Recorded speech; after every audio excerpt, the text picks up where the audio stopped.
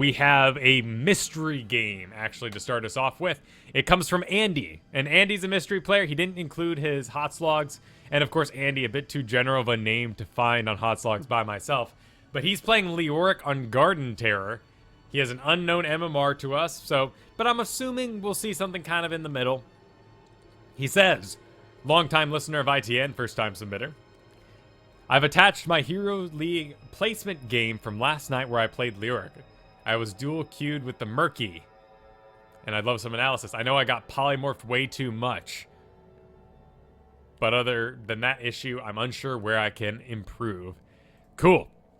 Let's dive in. We're gonna have a little bit of a rocky go today, but luckily they added in an excellent feature where we can roll up old versions of the game. So we're gonna have to hit this, load outside the game as a sort of an independent client, and every time we start a new replay, we'll have to exit the client and restart it again. But at least we can view old replays now. The show has been simmering for a while, I can tell you. And, well, it wasn't happening because every time you guys would send me over phenomenal replays, I'd have about 3 days' time in which to do them before they were promptly destroyed unceremoniously by Blizzard.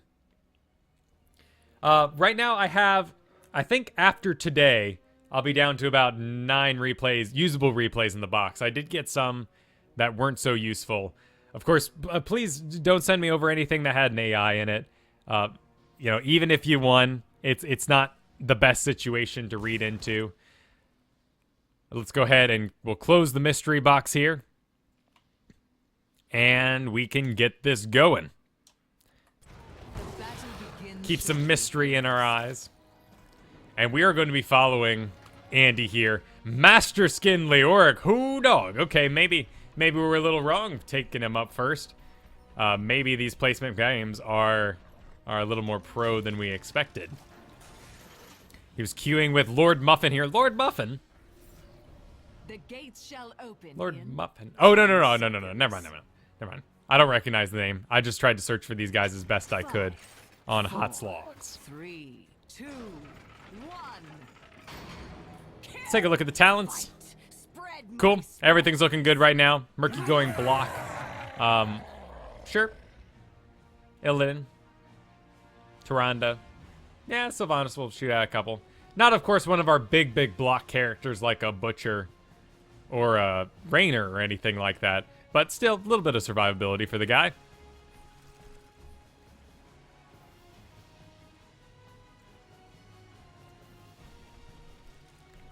Well, hiding in the bush, not really a fan of it. Just a sort of, overarching philosophy. If you are playing tank, probably just don't even touch the bushes. Those are for other characters. You're denying area that maybe another assassin might want to stand in. And of course, if you're in there, there's a chance that the shot is going to connect both of you. So, really, unless you're Diablo. Diablo gets a bit of a pass because he has to mount up, run in, make the connection in melee range to get the grab and push him back. Otherwise, I'd just skip it. Let's take a look. See if we can find kind of your swings here. Clearing the lane, like you do in the early game. Getting those orbs, getting your reanimation. Sure, things are looking pretty standard here. Murky doing a good job holding off the top. Tower's going to run out of ammo pretty quickly against this team, but not too concerned about it. Time. Do what must be done. Learner, I would love to set up a Team League night for ITN. It's just the time, of course. Patreon.com/ITN is a great way to make sure we can invest more time in that sort of programming. But this is it for now. Nice connection there by the Kerrigan, taking out the Illidan. And right here, we are a bit split. With the Illidan down, this can continue to happen top, but I don't foresee it going extremely well. It's going to be clumsy at best. Though Murky, going to be able to get this kill, leaving Kerrigan a way out. Here comes... But Murky's going to deny the Johanna, so this is all good. I'd still like to see us all meet up together up top. Nothing that Rhaegar or Leoric here is doing is wrong. It's just a stronger choice for us all to get together. Hopefully Kerrigan will move in on us, and we'll be able to get this underway, get a terror going.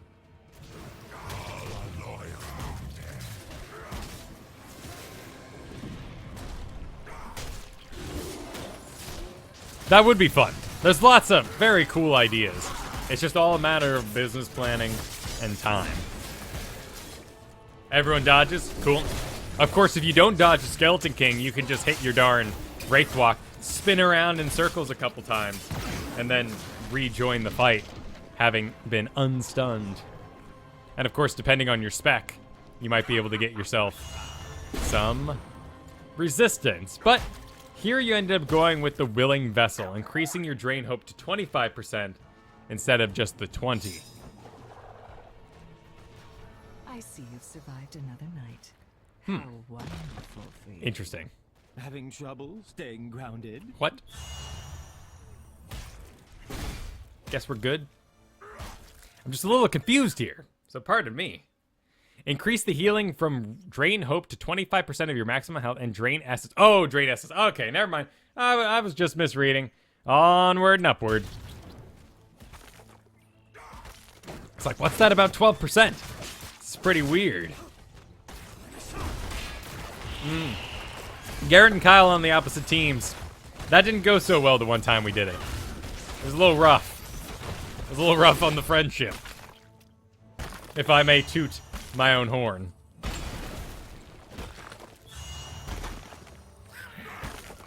And I too like the alternative pick. Getting that increased resistance for your Wraith Walk is a very big tanking ability. Looks like up top here we are just getting destroyed. Of course, Skeleton King has nowhere to go. Like he can't be up there right now. He had to get up there a long time ago. So it's hard to say if this was a bad call. Certainly the team going into this sort of death ball play style 4v5 isn't working out for them. Skeleton King's trying to get his orbs and all and stack up. You know, this isn't a bad idea. It's kind of what he does. If you do want to do this sort of thing, I might encourage you to get your other talent that allows you to get health as you push. I mean, not like you're low on health or mana right now, but just kind of an odd situation. You got the Drain. It's great for Johanna. Johanna's going to move very slowly. So if we continue to invest into that Drain Hope, I'm really going to want to see those hands land directly onto the Johanna, so you're making the most of it. Illidan's, Sylvanas', they're going to just kind of use their ghosts or their dives to break that chain before you can maybe do maximum efficiency. And here I'd like to see you just ghost out. There's no reason to even walk. It's a little bit of extra movement speed. Might be able to avoid a bit of damage there. And your twitchiness will inform the Kael'thas that you don't put up with his tomfoolery. And that gets a little psychological. It definitely is kind of a warfare sort of situation in that way. But by being twitchy, looking at the minimap right now, I can count Johanna. I see something underneath the Butcher. Okay, so that's a mercenary. But I can still count 2. So at the very least, I know I'm not going to get ganked by the entire team here. I'm pretty free to give Kael'thas the rundown and continue to get this fort. Now, of course, with the mercenaries being grabbed there, I know something's incoming. There's the Illidan. Cool. So we have a mystery Tyrande somewhere right now. There's the Sylvanas. Possibly a gank coming in on us. Might want to get out of here. It's a little too late to continue this push. Sylvanas choosing to stand and fight the Leoric. Not really going to work out too well in her favor with the Drain Hope Connect. But he's taking so much splash damage from these darn ogres. Let's get back there and clear those up. Of course, Murky feeling immobile. Gonna die there. Still has his egg pretty close by, so that's why he's sticking around in the top. He'd have to relocate his egg. There is a constant push happening up here that he feels the need to defend. Kerrigan with the cooldown. Now. There you go. Now we can get this fort. We have level 10, and there's a brief, very brief window where we might be able to get something happening. Their terror pops. So we know, not only by the mini-map here, Murky scouting out, we got 2, we got 3 here. Illidan, Tyrande, and Johanna. So we got to get this bottom going. So Leoric, get your little tender buns in here, start taking this up. You know, ideally we start getting some heals from the Rhaegar. Butcher comes in. He can tank this too. I don't know why we're not currently just wailing on this dude. It is extremely clear that this is being taken at the moment. And if we hit E, there they all are. Of course, that allows us to see the Sylvanas coming in from the back. It's a mystery to them. She uses the ghost to go to the far side. I assume she's dead. Kerrigan missing her combo there. There goes the Butcher. He's going to clean this up, no problem. And we can get back to the Terror here. Now, of course, Murky, the obvious choice to ride this darn thing.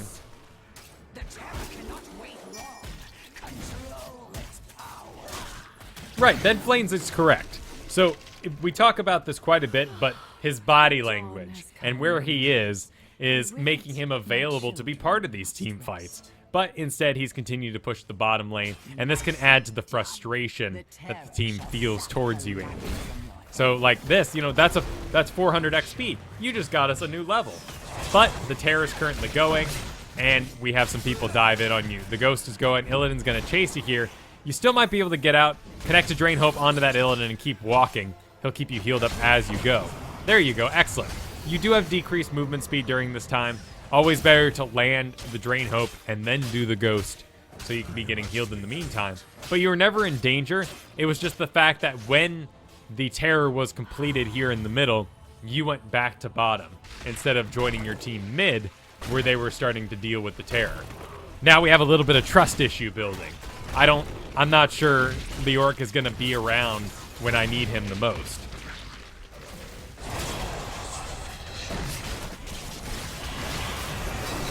That was a nice little Ghost, though. I like that you were prepared to be in the position you needed to be to finish that up.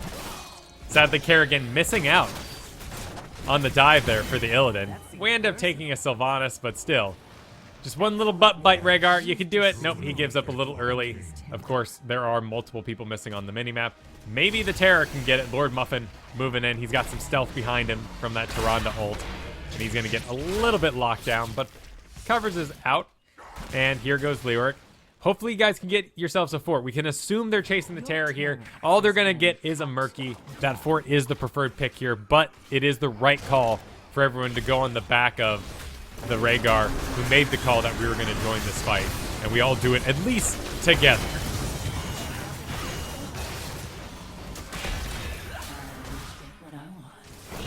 There we go. There's the charge. That's good.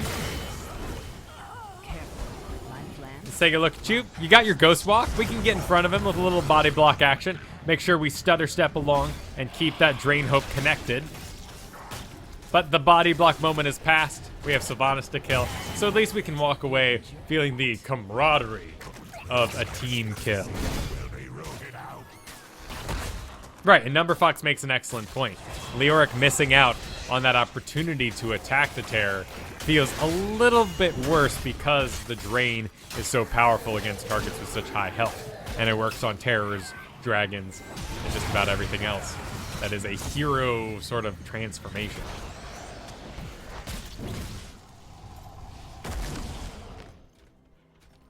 Now we're a little lost, a little confused. Rhaegar's got a back. He's low on mana. Not horribly low on mana for a Rhaegar by any means. In fact, we could see if he took, Feral Heart, he could have just run around in some circles as a puppy and gotten right back his mana.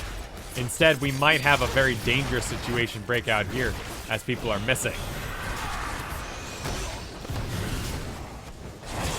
Going a little deep. There's the dive on the Butcher. He's going to explode, which leaves basically everything open. All of our danger's been lost. And we end up losing that. Murky's going to get aggressive because he thinks he's correct here. Because he said, back to lanes. Lanes wasn't quite the right choice. It was just we should have done whatever it was together.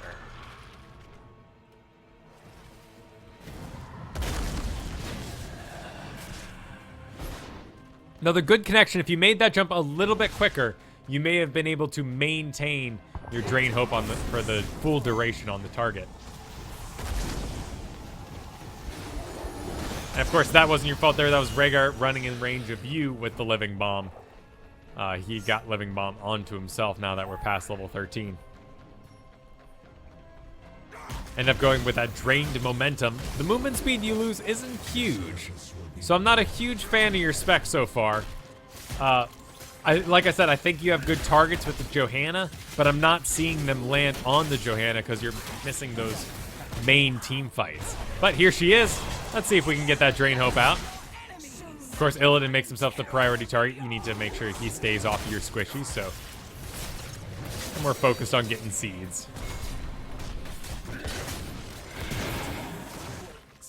Come, take its power.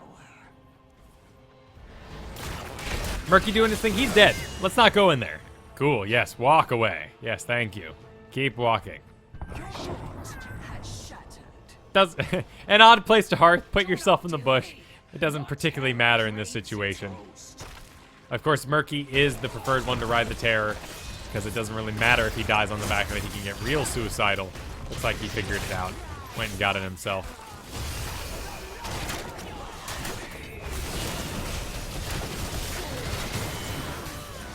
So all this business here, this is all cleanup. They've already broken. They're on the run. This is how it works in ancient battles, too. Yes. You send them over too? Oh, thank you. Thank you, them Flames, for taking care of it. These are replays that are submitted to me. So it worked this way in ancient battles, too. It's very cool to take, you know, war tactics that are used in real life, particularly in the past because they're removed from the sensitivity of the now, and apply them to games like Heroes. So a rout. Basically, when the enemy defensive position, the phalanx, would break. In old, we're talking like ancient Greece, Roman battles, very few people actually died during the engage. It wasn't until like trebuchets, which were used mainly as siege units, or like longbows, that people really got schooled in the early moments of a battlefield sort of charge, arrows fly battle. It was really only when the phalanx was broken that everyone ended up dying in the middle of a battle. So whenever people break, when they run, that is when the majority of the kills will happen in real, you know, melee combat, and also in online games like this. So they were already dead. Skeleton King made the right choice there to go engage the Terror here. He's got the Drain Hope talents to really do some amazing damage against the guy. I think when we're done here, we're going to talk about your spec a little bit, though, man. And nothing, like, majorly wrong. The awesome thing is that you have decent positioning, and it seems like you understand a couple of little tricks you need to do to make the most of your Skeleton King. It's just some sort of cleanup sort of things, and maybe some reasons why the spec is the way it is. But Kerrigan supporting the Terror in the top here. Well done. Your enemy's terror. Of course, Johanna not going to be able to do too much to that potted plant. Waste its time. Lyric moving in on the bot. Not a bad idea for him to be. He has the escape. Nobody's down, though. Illidan is most likely off cooldown. We can take a look at that for ourselves here, of course, and see that all the enemy abilities are off cooldown. This is a rather dangerous position to be in, but we can count 4. It's just that Illidan can dive to us immediately. Here comes Sylvanas. We're only looking at the minimap for that information, but Sylvanas is on her way down to us. Illidan can dive at any time. As soon as that Terror is gone, we might be in a very vulnerable situation. And in fact, from the perspective of the rest of the team, particularly Muffin Pickle, not Muffin Pickle, sorry Muffin Pickle, Lord Muffin, your Lord and Savior Muffin Pickle, unless you are more pickle than Muffin, this might be a situation he becomes frustrated with you in because you wanted to support that Terror.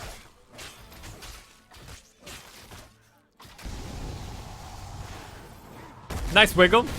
Dodging some Kale Thoughts. Of course, we got a lot of missing, and that Illidan can join us at any time. Sylvanas ends down, but there's the ult from Kerrigan. Need to support her. She's backing up. She needs to turn around and do damage for the duration of her ult. We got Butcher right there. I don't know why he's not charging in. Instead, we're leaving you to die in an odd situation.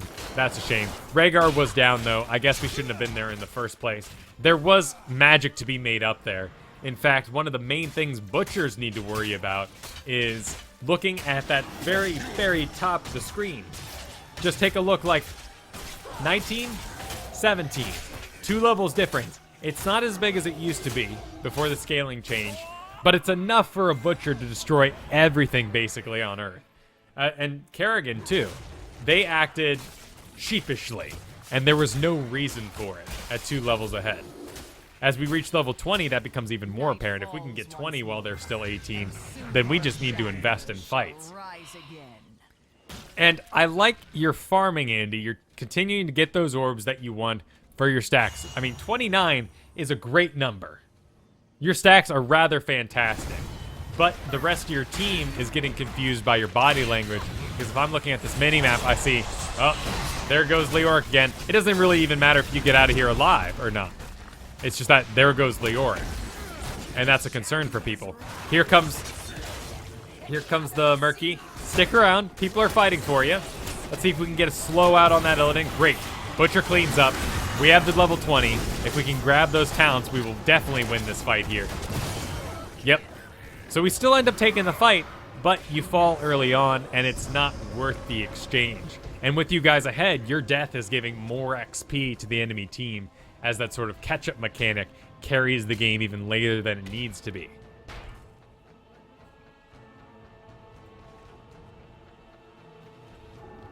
So we're hanging out, we're waiting. No reason to hang out here. Might as well hang out in that bush.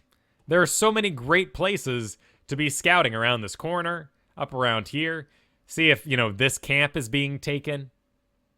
Don't just hang out where you want to spawn. Scout. One of the best powers. It's one of the, you know, amazing things.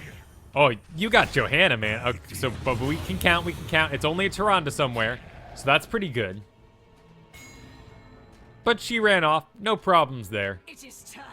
Wouldn't mind seeing you being a little more aggressive on the Johanna, though. We got the bottom. Might as well wait for the rest of our team to show up. We can clean that up. Murky's gonna go take the Terror. That's where he belongs. JoJo's moving in. She's one of your priority targets because you went Drain Hopes back. So let's focus up.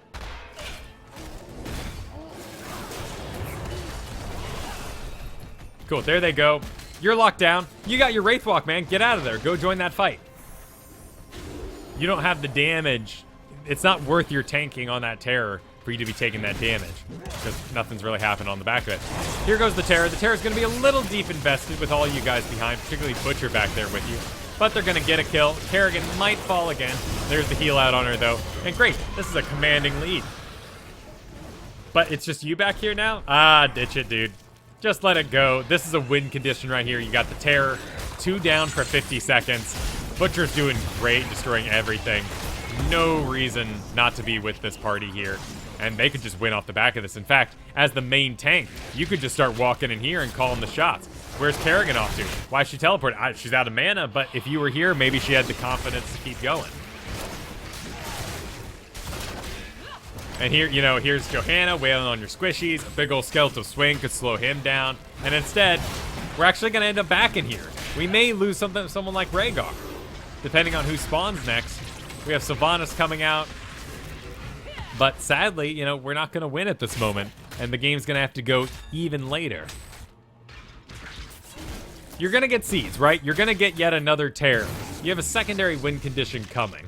And you guys are most likely going to win this entire game, thanks to these seeds that you just got. But there's no reason for us to take that big old chance. Instead, we can just win it.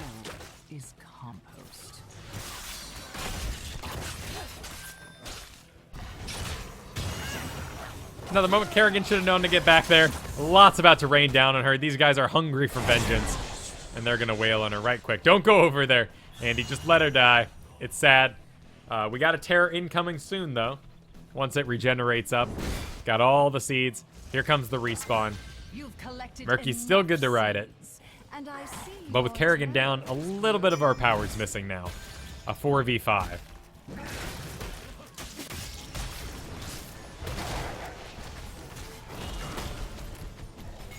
And I appreciate your focus. Like, I like that you're not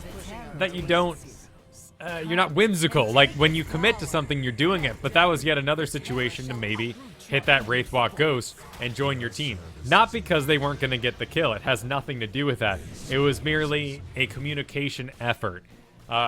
Think about, while you're playing, how you're auditioning for the rest of your team in these solo queue scenarios. I want heals from the Rhaegar, right? Because I'm the main tank. So I'm going to be getting there always for the fights. I'm going to be helping out, zoning for the Rhaegar, and over the course of this game that we spent together, I'm going to prove to him how good I am so that I receive the heals. He respects me. We get lots of kills together. We have a great time. The team does awesome. I feel like that's your first ult, too. Maybe used in a sort of team fight scenario anyway. Murky's still going, though. And you guys got 2 levels up. This is that route I'm talking about. You're taking all this damage in the back. Butcher's already made the commitment. There was no reason for you to be running. There's a heal on you to encourage everyone else to keep fighting as the main tank. Also, I'm not sure I've seen you use your heal talent. And while the talent is an excellent ability, if you don't ever use it, then it's a wasted talent. Here we have 2 characters down for 50 seconds. Murky's pretty low. He's going to end up falling. He's got a very long way back to his egg. Murky needs to constantly be moving up his egg. Blackie66 is going to fall here. Even if he didn't get shot by the core there, I wonder if the living bomb off of yourself would have killed him. And we're going to have to back out yet again, and they regain yet another level. And it's not just the levels. Like I'm trying to say, it's all this encouragement the enemy team keeps getting on the back of it to keep the game going. Are you ready for some amusement? And that's correct to an extent, Papa. Depending on who you are, of course. A Nubarak, very often, and it is very easy to stay in the fight, help everyone else escape, and then dig your own way out. Leoric can do it to an extent. It's not as, quick or as...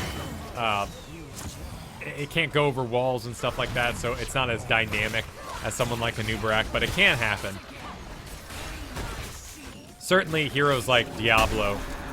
Oh, this was a guy. Sadly, that hits no heroes, no healing there for it. Lord Muffin is a little too low, so he's got to walk himself out. And it's terror time again. So I feel like we've become confused yet again by the objective, but we still have 2-level lead.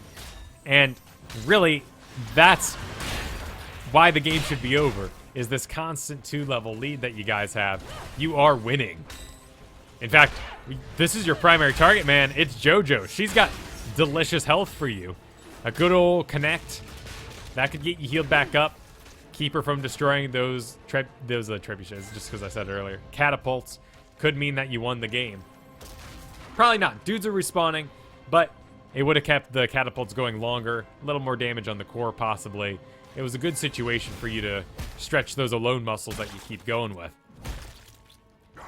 And ever since that nerf, you're just not very good at clearing camps all by yourself. This is delayed time that could be better spent joining this, building that camaraderie down in the bottom with your own team.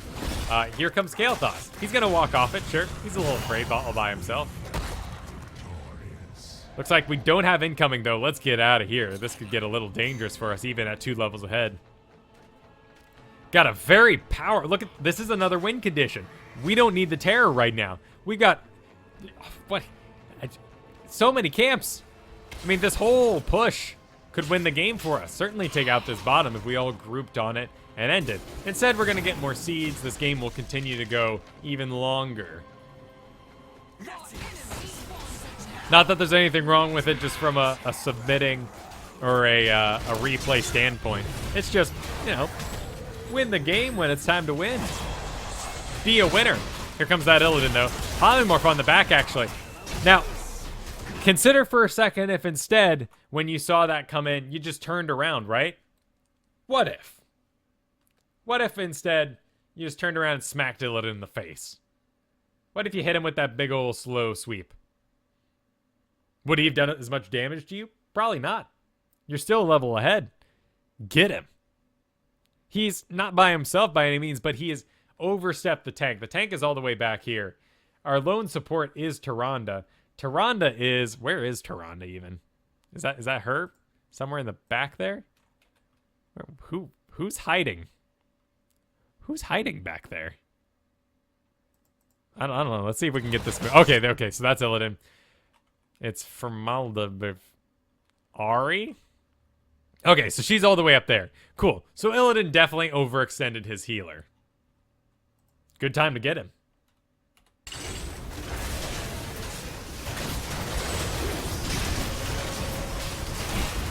Did you see that too? Your Rhaegar ended up going Farseer's Blessing, which heals his ultimate in an area. Whoops, we left the things on the thing. Which means that it heals in an area whenever he uses his ult. So when it was used to heal you when you were in the way back, that means that all that bonus healing fell on a lot of nobody. And was ended up wasted. And we have... I mean, she's hanging out in the range, which is good for Kerrigan. She understands that. But you're the one bringing your team back right now. You're drawing the line. And Rhaegar is in front of it. You need to protect him. This is that route I was talking about yet again. You're 2 levels ahead. There's no reason for these 4 guys. Sylvanas is missing, by the way. These 4 guys to have confidence to kill you. There's no reason. It's just the fact that you're running. It's the body language. It's the experience they've had with your team over the course of the game. 2 levels ahead. You guys just turn around and kill these guys. There goes Illidan again. On the Butcher. Butcher falls, in fact. Now we decide to engage because the Kerrigan's too deep. You know, this is a little bit kind of World of Warcraft thinking, where, you know, you have to save everyone. Well, if they make a mistake, let them go. You know, they're dead. They're dead to you. To that degree, though, too, if I was this Rhaegar, I would not be focusing my heals on you because you've been missing for most of the early game. But here we go. Lord Muffin moving in. Definitely going to get this fort here. This is going to be a little too much damage for the guy. And with that full shield, there goes the Illidan. We got everyone here to wail on his buns. Should have been patient, as we talked about in our episode 2 episodes ago of replay analysis with the Dragon Knight. There's no reason to get crazy unless you got 30 seconds left. All right, we can watch the minimap here. Count 2, we count 3. Got Sylvanas incoming for sure. Rhaegar's here to help out, though. Murky's incoming. I think we should have broken this a while ago, though. I don't think anything really bad is going to come of it. We've got time. Murky, Rhaegar, tanky enough to take care of that. I might have walked around this corner a little earlier, zoned out, just to be sure. Here comes a lot of damage down on you, though. A good walk, a good jump, but no damage to follow it up. So we're going to have to get ourselves out of here. Rhaegar's got the ult. Another kind of sad ult that isn't going to be really a game-winning ultimate by any means. Another push coming in, though. And what's this going to accomplish? It's just more XP for Sylvanas, sadly. When we're sending these free mercenary piles their way, you're just helping them get back in the game. Granted, you know, now they can't go out across the map and take their mercenaries, but they haven't really been taking mercenaries all game anyway. Kerrigan got the kill on her way out. Lots of damage raining down. Lots of chaos because we engaged that Garden Terror while a fight was most likely going to happen anyway. But here we go. 2 dead. Hopefully Johanna running will carry us back all the way. Cool. All right, yeah. Don't turn around, Butcher. Let's do this. Rhaegar's thinking about it. A little bit of indecision. Murky knows what he wants, though. So let's go finish it off. Kael'thas coming back up, but no shield on the core there. Pufferfish are going to do nothing but pure damage to the guy. Living Bomb, though. Be careful you don't spray over to Murky. Plenty of range, though. Nice job. Here comes Rhaegar tanking all the core damage. He does a lot of damage. He needs to get himself out of there. Ends up using his ultimate outside of the range of anyone else. Well, maybe he doesn't understand how that works. Perhaps he's only taking it for that sweet, sweet extra healing he gets. Where is it here? Amount by 50%. Instead, what he needed to do is run in between everyone, then cast it, so he takes advantage of that blob. Now, let's talk briefly about talents, shall we?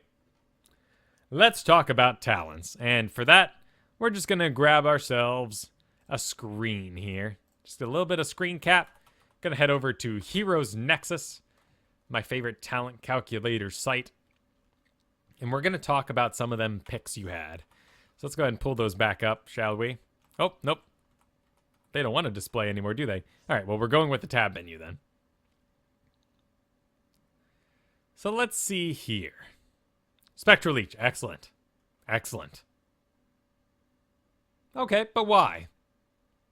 Yeah, and this too, like, okay, but why? And then the renewal, I never really saw you cast it. Maybe I missed it. Maybe I'm completely wrong. But it seemed like it was off cooldown a lot. And while it is a phenomenal ability, if you're not using it, then there's no reason to take it. You know?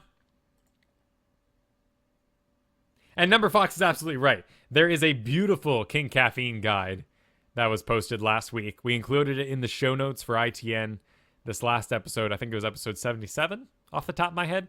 So check out the show notes, find the King Caffeine, or just search King Caffeine in Reddit if you're Reddit savvy. But you're right to go regeneration. Got to get those orbs. Great map for it. Not the best, of course, Garden Terror. You do spend quite a bit of time out of lane. But if you get the Garden Terrors, they drop orbs too. All the camps drop orbs. There's plenty of reasons to max out on those guys. This, however, is only an increase of 5%. And remember, it only heals 5% of your maximum health. This may be useful against Cho'Galls, because 5% is a lot of extra damage there. But I would encourage you to take Hardened Bones. Mainly because in this game, Hardened Bones would have done you no good. And that's problem number one right there. I want you to take Hardened Bones at level 4. Actually, I never even screen capped this, did I? Hang on a sec. Bam. There we go. Oh, yeah. All right. Wait, hang on. There we go. Oop. All right, cool. So I was talking, did the right thing here. Now we're talking about Hardened Bones. So Hardened Bones, you take 25% less damage while you were ghost walking, wraith walking. As I was saying, it wouldn't have done you any good in this last game because you weren't with the team, you weren't tanking. However, take this talent and really think about what kind of damage is raining in on you. You had some abilities that you could tell before they happened that you would want to wraith walk through them. Illidan diving on you is a good one. If he's diving on you, boom, ghost walk, dodge that stun, pop out the second it's over, turn around, hit him in the face. He most likely, like we saw there, he overstepped his healer in the first place. He was very exposed that deep trying to hit you. Another person is Tyrande. Tyrande, the shot, pew, you hear the little arrow shoots up, it comes down on you, and, well, you have time to hit Wraith Walk. You'll take the damage, 25% less of it, and then you'll be right there waiting for the rest of your team. So be in the front, soak those shots. If anything gets dangerous by any means, any abilities you want to dodge, use that Hardened Bones, get out of the way. In fact, right now, Hardened Bones is so good that people like King Caffeine, pro players, are taking Lingering Apparition so that they can make it last even longer, negating extra damage. Personally, I like doing Paralyzing Rage. It takes your slow from 40% to 60%. I mean, think about Jaina, right? People are spending their very first talent, one of the most important talent picks for the whole game, right now, to get an extra 5% slow. This is an extra 20% slow on your main ability. Really confuses people on the enemy team. Really allows you to snag handfuls so the rest of your team can kill it. If you find yourself not using Renewal so much, go with Paralyzing Rage. It's passive. You don't need the extra button if that's what's confusing you about it. How's it going, Repip? Good to see you. March of the Black King. Let's see if we can find ourselves a nice little spot. Okay, that's fine. That's fine. Let's find ourselves somewhere to doodle.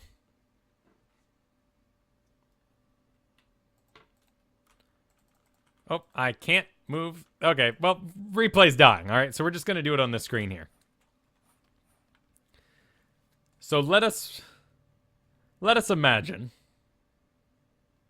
that we have that closed. Nope, no, I told you to go away. All right, cool. So let's imagine for a second that, because I can't select an area. Yeah, the overlays get really screwed up as the game ends and everything gets a little messy. So basically, March of the Black King. There's two ways to use this, of course. One is, holy crap, I'm about to die. I am going to march through everything in the hopes that I live. And hit as many things as possible. Oh no, I'm about to die situation. The other way to work it is as an engage. You have all your enemies, gathered around. Let's say, we're in some hallway. And you're here. And this is your whole team back here.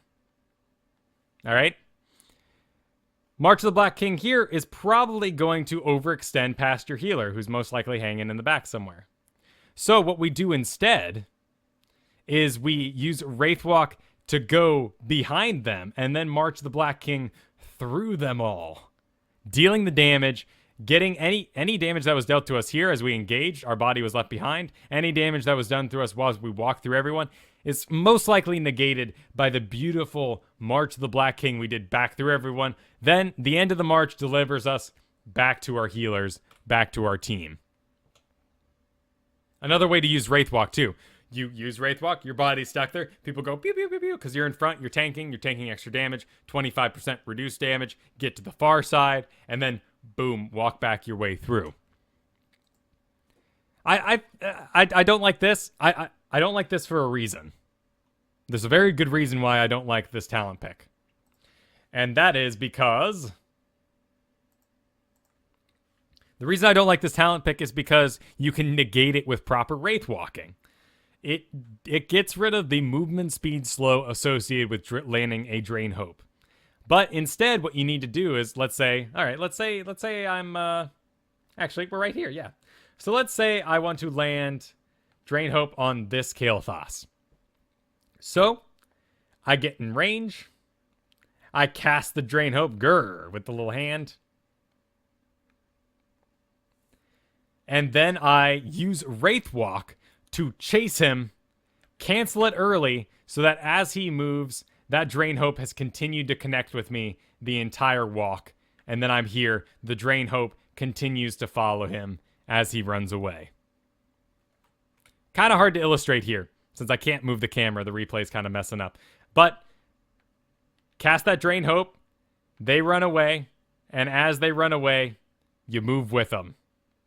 Maintaining the Drain Hope, cancel it. Your body is sort of the turret of the Drain Hope, and as they barely move out of range of that Drain Hope, you teleport back to it, and that Drain Hope continues to work. There's no reason to take this talent. Chad is right. It's not very flashy, nor is it customized by any means, but you do want to take Burning Rage here. It's extra damage. Of course, if you're up against Kael'thas, Jaina's, and you're losing, Spell Shield might also be a little bit of extra tankiness that you need. The rest of you is great. Spectral Leech, awesome. I'm glad you like it. Congratulations. And Consume Vitality, yeah, awesome. Cool. So, Andy, hope that helped you out. I hope we weren't a little too hard on you there. But I feel like we needed to be, because we were talking about the perception of your teammates for you. And there was a growing negativity towards what you were doing. And so they became frustrated. It's probably why you felt like people were never there to help you with the camps that you were trying to take, or the terrors that you would sort of call out, and said they were all fighting by themselves. That's because they built that camaraderie together without you. And then by the time you started working as a team with them, they didn't really respect your decisions.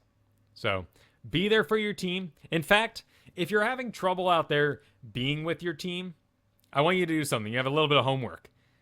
Go to custom game, create a custom game versus the hardest AI on Spider Queen.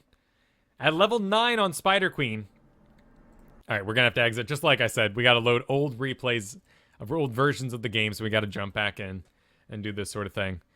But I want you to go make a custom game of Spider Queen, set it to the hardest difficulty, which I think is brutal, and then play it. And pretend everyone there is real. Like, everyone's a real person. You got AI teammates, you got AI opponents, and around level 9, the computer basically says, on Spider Queen, we are a death ball now. We are going to move around as a single unit. And you will find that if you are not part of that unit, you will be destroyed by the 5 computers that are. So get yourself in there. Just practice being part of a unit. Watching your teammates, your AI teammates, they're not that you're going to think they're dumb, or you don't want to respect them, but they're no dumber than the dudes you'll meet in Quick Match. Pretend to respect them. Follow their decisions, because there's no way you're going to communicate or control them. And you might learn something really cool. Howdy, Adakar, welcome. I'm ready to serve my master. Good, bad, and the ugly is the theme today, as we started off with Leoric, our bad. I think we're going to move over next to, let's see.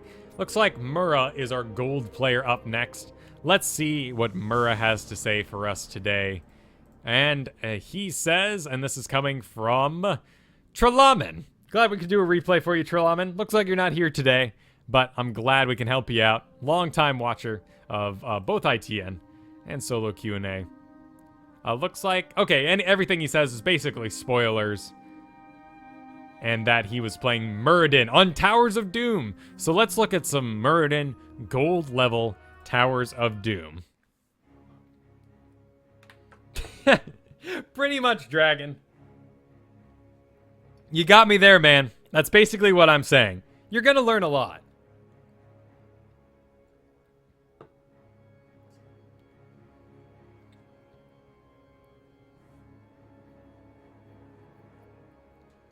Just pretend and follow them around when, you know, the AI butcher dives in. Yup, that's the call. It doesn't matter if you're the tank. Doesn't matter who you are. You're going to respond to the things that the elite AI calls out for. Howdy, JC. All right, Muradin here. Trelaman.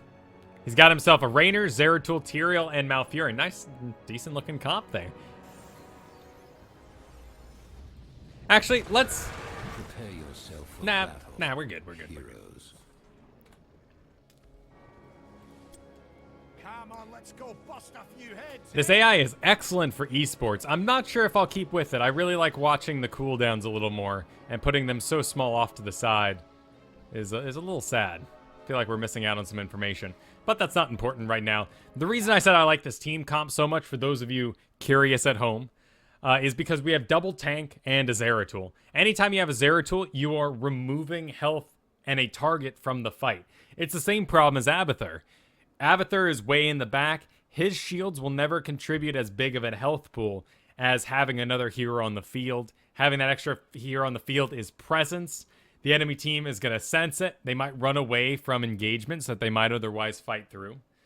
And so by having double tank here, we are giving enough health for the Zeratul to dive in, dive out as he wants, and the double tank to create a large, powerful zone for the Malfurion and the Rainer to stay safe in. On the enemy team, Kael'thas, Falstad, Tyrande, Nova, and Artanis.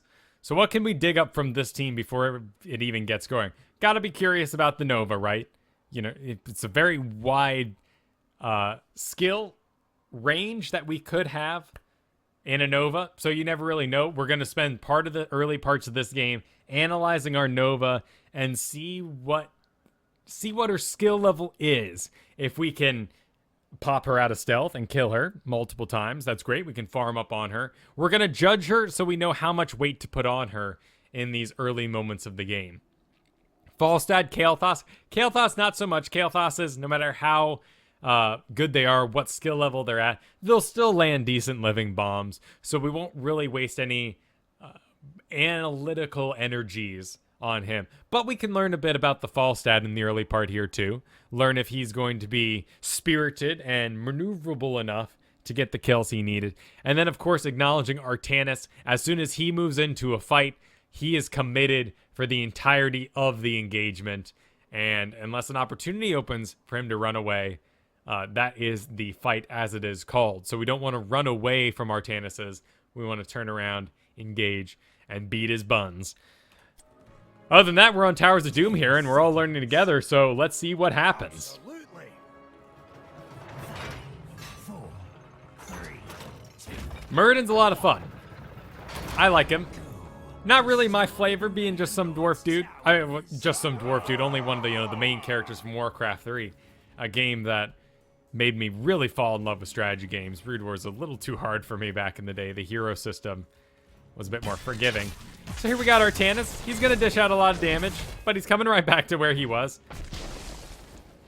Important to remember, when dueling Artanis, that the return does 3 times as much damage as the dash out. So if you can dodge one of those, ideally both, of course, but dodge the initial dash out if you can.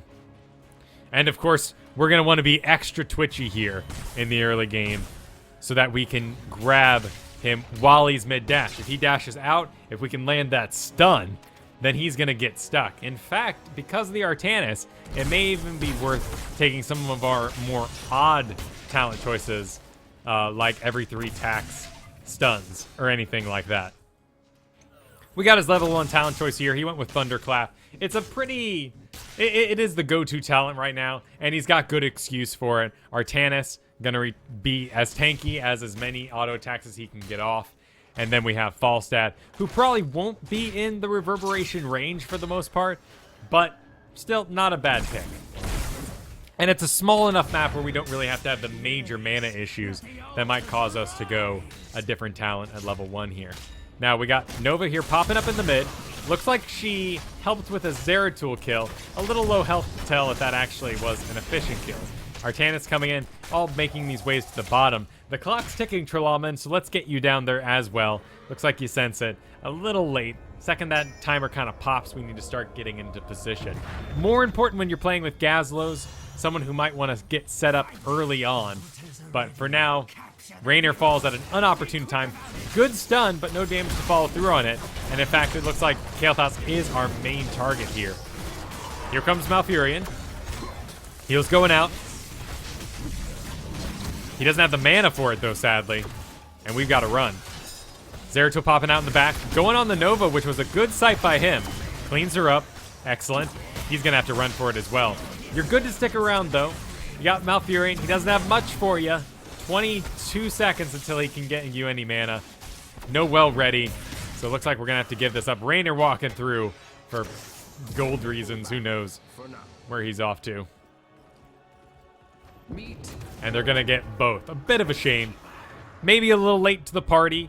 Ultimately, though, your earliness would have been negated by a dead Raynor. End up going Thunderburn, another popular talent choice. No real reason not to after taking Reverberation.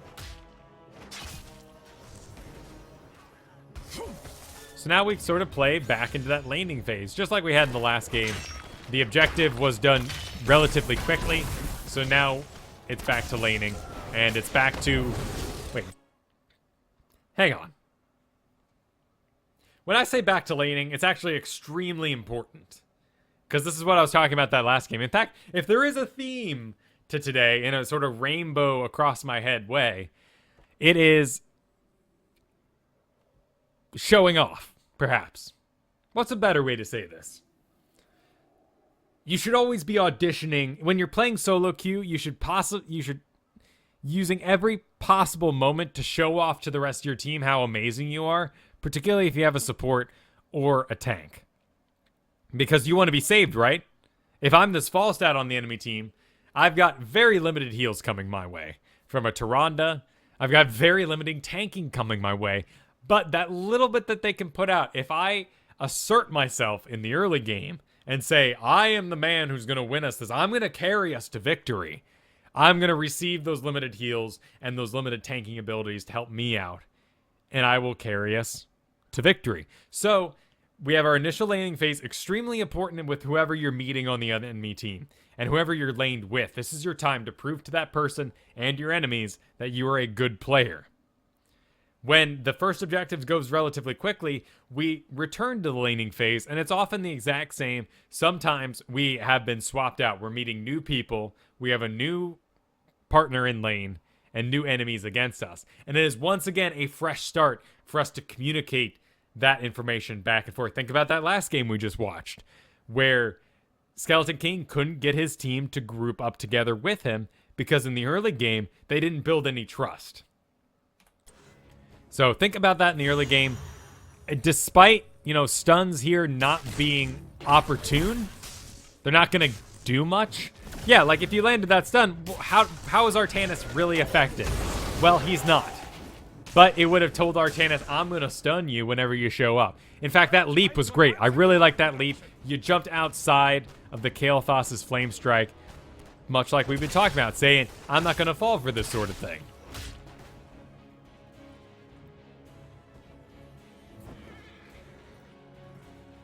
Let's take a look how things are going elsewhere. Good idea to check that. Probably for the best, you just let it go. Mana was a little low, so you probably could have contested for a while, hoping that someone would have showed up, but no one's close by.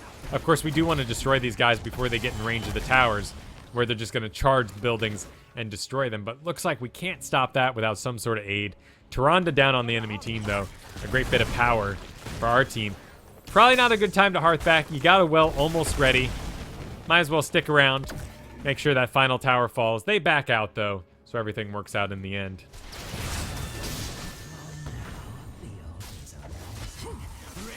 Looks like Zeratul's definitely gained the confidence, though, of Malfurion. They could be grouped together, of course, if he's receiving too many of those heals, and you're not. But also, could be working into exactly what I talked about just a little while ago. All right, this is going to come down to positioning. Raynor's in the wrong immediately. He is overstepping his tank. Raynor, gotta get back. I want to see, ideally, let's play rearrange everyone. I want to see Raynor probably here. You know, let's go ahead and put him in his little box. Malfurion's fine where he is. There's always the chance that, you know, Raynor has a straight shot out should all hell break loose. Malfurion has to do a big old curve, and as we talked about on the previous episode, any curves mean a straight line has a reduced distance to get you. So always, I would put Malfurion right here so he doesn't have to make any curves should he run. And then we get yourself, Muradin, as well as the Tyrael in front. Ideally, probably Tyrael throws a sword here so we can get some sight in that bush possibly. Also giving him a good chance to teleport over and body block if a good situation breaks out there. But Raynor here is breaking my heart. In fact, you guys are aggressive enough to get out in front of him. He stands and fights like he should have, but there was no reason for this to sort of be as chaotic as it is. Going and getting your well. Give it a ping. Just let your teammates know that you're going for it. Tyrael probably a little inexperienced with his own health pool, not realizing to stick around during that moment. But good jump. Zeratul and you have a good body block on that bush. I would have liked to see you guys maintain it. Raynor was going to clean up that back guy, no problem. Stay in that bush. Maintain it. Could have gotten that Nova. Maybe that Tyrande in that case. But here we go. We turn in, and we regain a bit of our footing.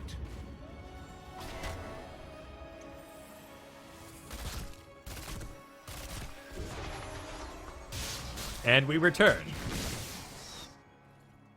It's like a little bit's breaking out bottom. Want to stick around. No one to back you up, though. Nice stun on the Nova, though. At least you're communicating with her that you're not going to take any of her poop. It was a good double body block, I agree. I would have liked to see them maintain it. Nice job avoiding spreading that living bomb, too. I know it's a little early for that sort of thing, but I like that you attempted to get away. Owl's so frustrating. Cool. It's been pushed back to the wall. Raynor's got this. Go soak mid. Get out of here. As long as we're within this zone, we can assume Raynor's safe.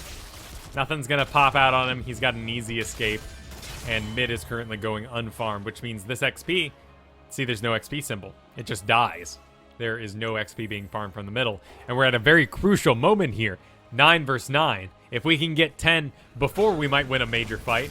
But of course, we want 10 for the next objective. That's the main goal right now.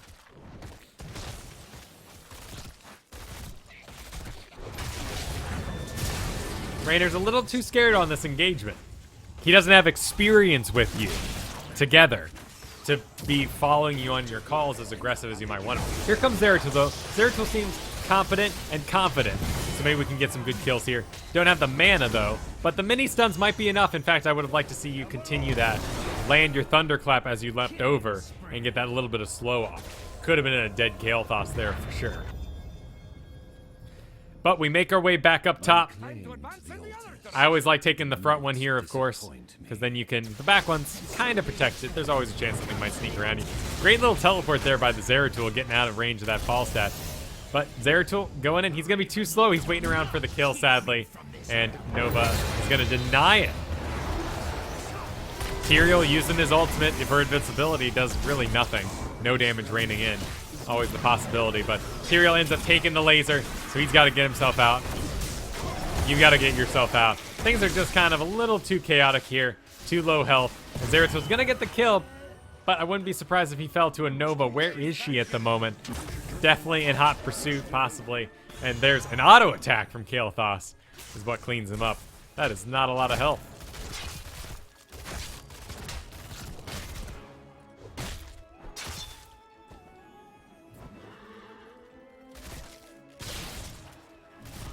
Right, does Muradin get battle momentum? Wow, I've never even really considered it.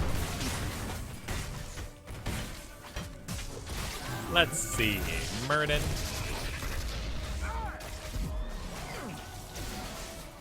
Yeah, he does. Let's make sure we didn't miss anything too important there. I apologize, Trelaman. But yeah, you will burn through mana on Muradin unless you go for that early return mana and then the 2 hits off your Stormbolt. Oh, do we have a leap though? We don't, sadly. Actually, we do end up saving the... But there's a nice dive, nice jump too. It's a bad call by Space Beagle. He's getting a little too rough. Smiling Russ having to get himself out. And Raynor zones him out. Not the most effective Hyperion on Earth, but maybe saves a life, possibly. Zeratul going around the back. Got Malfurion, or Muradin coming back in. Everyone's missing. There's the laser, so we at least know someone's up there. Here comes Artanis. Land that stun if possible, of course. A good root, though. He's going to die. Raynor, too much indecision. Going to take a lot of extra damage he doesn't have to. Zeratul going to eat it, sadly. But no! Ends up getting a heal at the last second. Muradin coming around the top. Phoenix walking into it. Little rough, but no other real choice. Good opportunity for a stun, though. Ends up getting picked up. And sadly, Malfurion's heal is not enough at level parity to get the kill there. But we got 2 for 1. We're aiming to be ahead here. So the 2 for 1 isn't quite the exchange we're looking for. 2 for 1 is much, much better, of course, when we are behind in levels. And that catch-up mechanic can help us get out.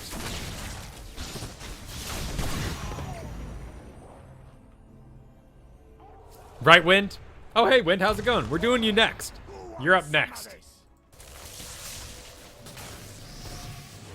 Smile and Russ.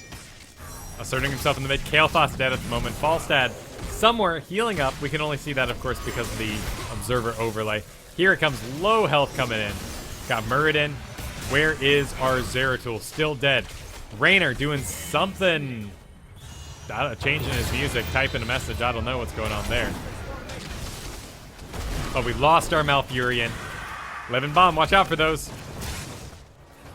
Stun not really accomplishing too much there. Kael'thas going for it. Just indecision standing still makes me quite nervous. Tyrael explodes. Gotta get out of here. It's a bit too late for this. Is the Living Bomb gonna kill Raynor? Possibly. No, oh my goodness. 13 health. And oh, Tyrande lands the stun. Wow, and Zeratul keeps it going. Sadly, he's most likely a dead man. I'm a little surprised. Oh, no mana on the Falstad. There comes the laser, though. Falstad's got an auto attack for him. Cleans him up. Very clumsy. No particular fault of yours, though. No real fault of yours there, Muradin. Yeah, Raynor was back too far for the whole thing. I wouldn't let it worry you. A little bit behind on XP, a little bit behind on tower shots. Not a horrible situation to be in. We do want to start taking some forts, though, so we can get those bonus tower shots, or winning these mercenary camps, so we can get those forts and get more tower shots. But here we go. We got a nice group going on.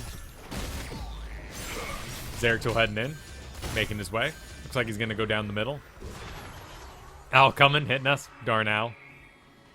More mercenaries. Someone needs to clean up those top, lest we lose our top fort on the back of that.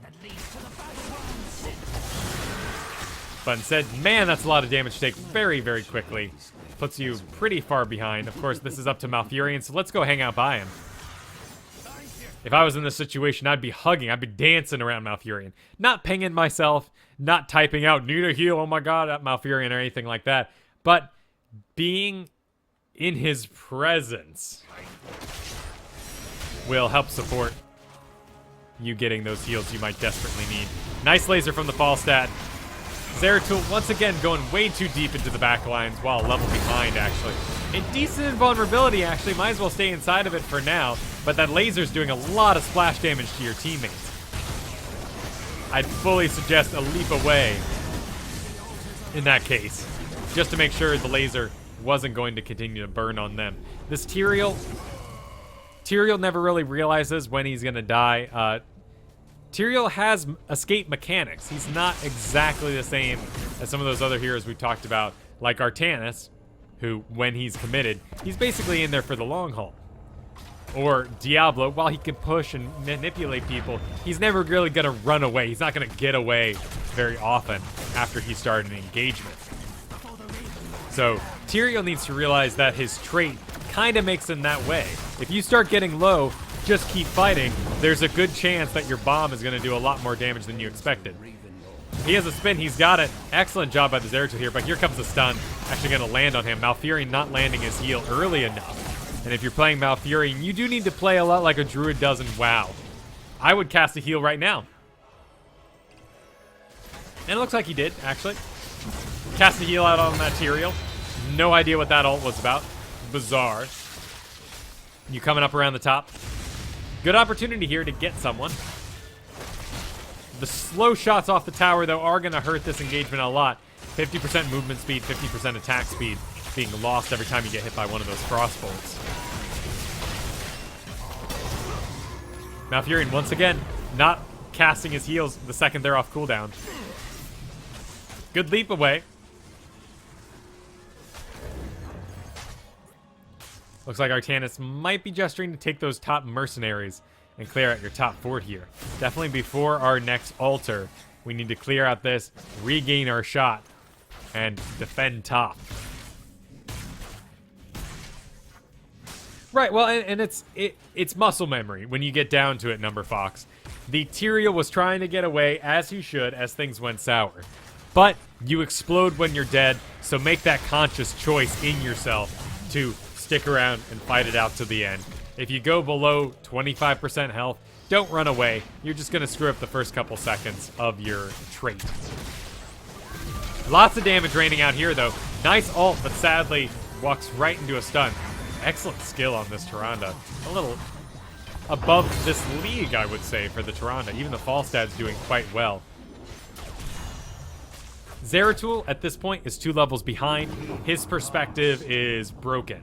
You're not going to be able to pop out on people and really do much, which is why he's waiting around right now, rather than possibly going to destroy one of these guys. But he's got an opportunity for a body block. Sadly, the port takes him back to the Tyrande, where the Nova could possibly be as well. Raynor may be overextending too, but we're waiting for both of our tanks. So what Raynor needs to do here is just cast Hyperion, control this zone. Malfurion needs to be putting out those heals on anyone who is missing any health, and if there's no one to heal, no one's missing any health, go ahead and hit that melee with a heal. Let's see, if Malfurion did... Oh, he went like a full... Huh. Well, that's an odd build. But if he did end up going with the full sort of healing regrowth build, it has extra duration. And that means that you can cast it on things that haven't quite taken any damage yet, in the hopes that those ticks keep them above 50% as they take damage as the fight goes on. Very powerful on butchers, things like that. And that means that they never fall to that 50% point, which is extremely seductive to people like Falstad, Kael'thas, and especially Nova here, who want to destroy your buns. As well as Tyrande, because she has her Hunter's Mark. She's going to want to put it on things that will get kills, just mentally. It's not a strategy by any means. It's just the sort of mental games you play with. See someone at half health, let's get him. So it's part of your job as a support to keep people above 50%, so the enemy team never gets too blood hungry.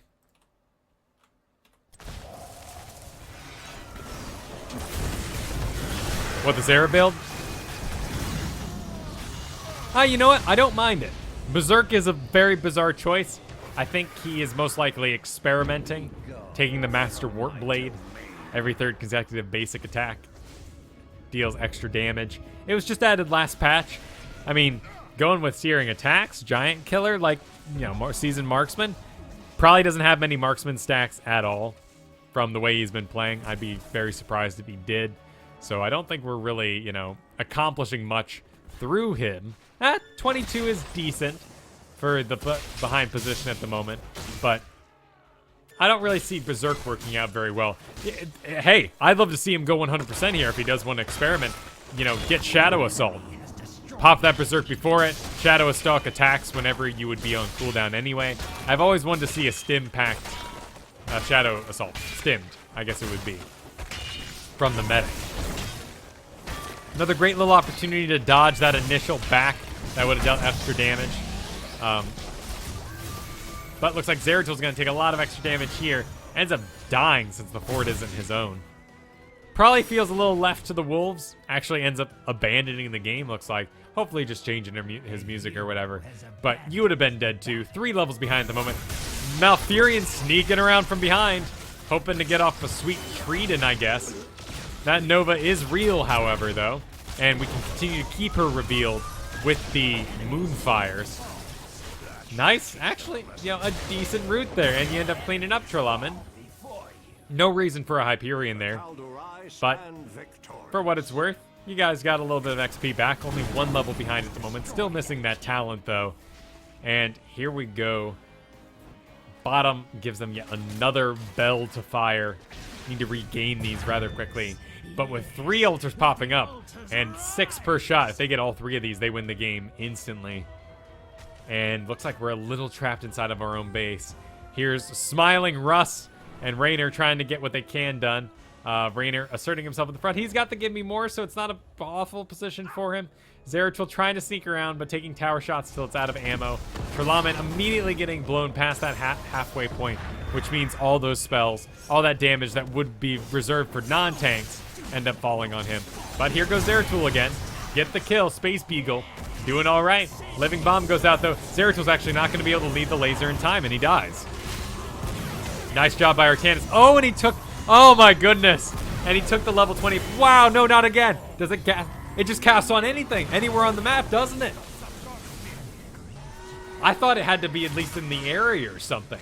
That's rather fantastic. Well, you guys end up taking 1 altar off him, which means it's not over yet. But there's 4 shots here inside of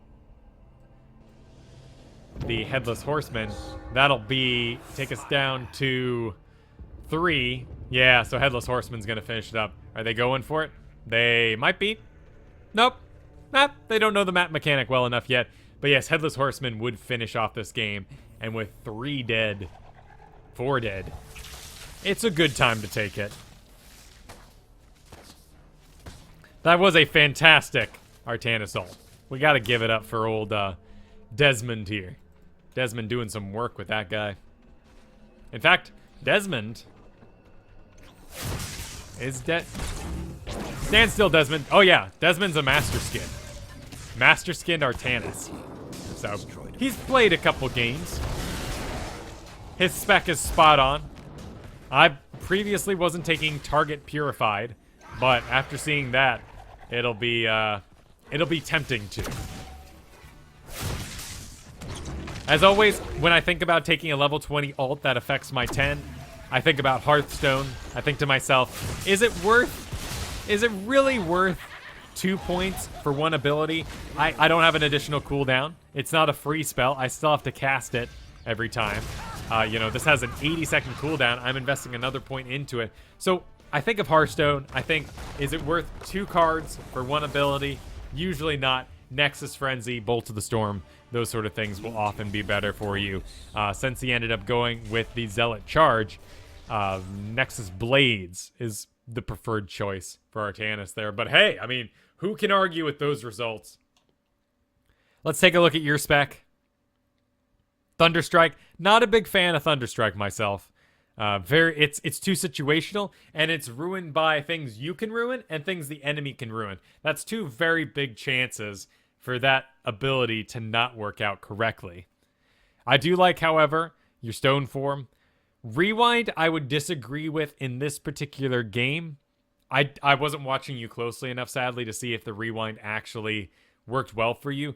But you were so constantly low on mana, I wouldn't have taken rewind because, well, it just refreshes all your abilities and then gives you the chance to cast them for the cost of mana. And since you were so low on mana the entire game, I'd avoid rewind. If you really want to do a rewind spec, let's go ahead and hit up our screen here once again. If you really want to do a rewind spec, I would go with that infused hammer at level 1. It's really kind of your pick here. I mean, Thunderburn is, I think, the preferred spec, of course. You're going to want that piercing bolt so you can hit 2 targets for mana. Of course, your storm bolt costs you 60 mana. When you hit 1 target, you get 45 mana. You see where I'm going with this. You hit 2 targets, you get 90 mana. You've made an increase of 30 mana for using your storm bolt to hit 2 people. Make sure you're really thinking about when you take that talent. Line people up. Make sure you're hitting 2 per. That is a full talent invested in hitting 2 people. If you miss it, it's like a bad card in your hand. It's got no value. You're not even playing it. Don't use it. Much like the renewal on our Skeleton King last game. If you're not taking advantage of a talent, don't pick it, regardless of how good it is on hot slogs or any build you come across. Avatar, of course, Tyrael went with his Sanctification. I don't think that leaves us an opportunity to go Haymaker by any means. We lack stun to even follow up on a Haymaker anyway. A decently immobile team. Plenty of targets for Haymaker. Artanis, Nova, Kael'thas, Tyrande. But, you know, let's keep tanking. Let's do the thing. Here, yeah, I'm not a big fan of either one of these talents. I think it's Spell Shield because you got behind on the Kael'thas, or Burning Rage. It's lame. It is a really lame-looking talent, isn't it? Burning Rage. Area effect damage around you. But it makes you more scary. When you're engaged, people can't fight. If they can't fight you, they'll run. If they're running, they can't deal damage. And you tank without taking any damage in the first place. And then here you went with the heal, as you should. And with this spec, with that bonus mana we're getting back, we can totally afford a rewind. A free spell. Boom, hit the Stormbolt. 2 people, 90 mana back. We've made a profit of 30 mana. Rewind. Boom, make another profit of 30 mana. So, interesting game. Thank you for sending over a Towers of Doom. It was very cool to watch a game there. And they ended up winning based on the mechanics. They seemed to understand them a little better. But we were also divided constantly and had some bad positioning throughout.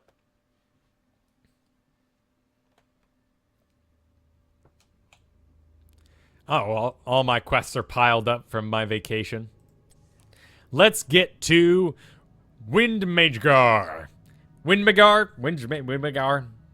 You know, I'm just going to call you Wind, if that's all right with you.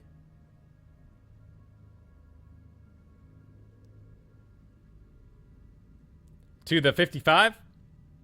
The 55 inch? 55 foot? What are you talking about, Wind? Wind Mage Gar. Yeah.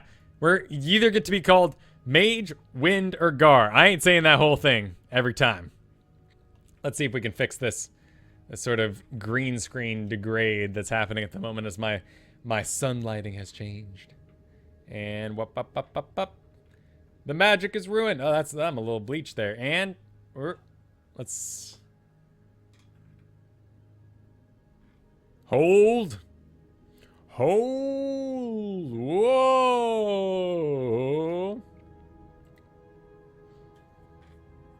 Come on. You can do it. Green screen. Good enough. Well, it will be up on it will be up on YouTube later, Autocar. So we'll catch you there. Let's put this away. And let's get to Wind. And Wind says in his email here. Of course, that email is soloqacast@gmail.com. soloqacast, gmail.com. I'm submitting an Uther game for replay analysis. Supports are usually my last result, but I think I managed an okay Uther, though I did make a couple of boneheaded mistakes. This was Heroes League draft, so if you have any amazing draft advice, that'd be handy. Other than that, I couldn't get out of playing support. Smiley face. And then he gives the orders of the picks, in case we need that sort of information. We'll see if we do. Uther's a crazy busy hero. I passed on Cleanse at level 7. Sure, that's cool. I don't feel like it's that strong in its present state versus certain heroes only. I agree. I think you can get away with it. I hope you took the scan. Envision. Why is it escaping me? Clairvoyance? Yes. I think I got it right. We did... Oh, that's spoiler. Spoiler! It's a platinum level game. Though I honestly didn't feel like it. Cool. Let's get to it then. We're going back in time. Load the replay.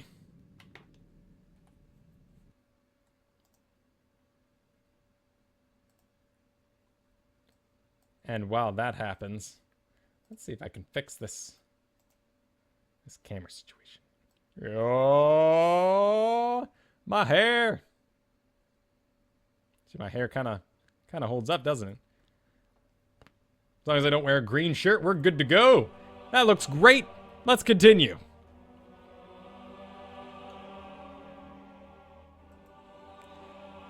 All right, Infernal Shrines with Wind on Uther, Green Ovala, Rainer Goliath, Leoric, and a Nova. Okay, cool.